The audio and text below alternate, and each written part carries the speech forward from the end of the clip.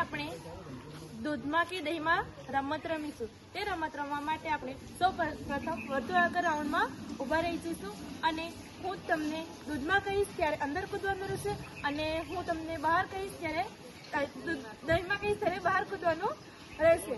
અને જ્યારે હું દૂધમાં કહીશ ત્યારે કોઈ પાછળ કૂદી ગયું, બહાર કૂદી ગયું તો તે આઉટ થઈ ગયું ગણાશે। તો હવે આપણે રમતની શરૂઆત કરીએ। દૂધમાં, દહીંમાં, દૂધમાં, દહીંમાં, દહીંમાં, દૂધમાં, દહીંમાં, દૂધમાં, દહીંમાં, દહીંમાં, દૂધમાં, દૂધમાં, દહીંમાં, દહીંમાં,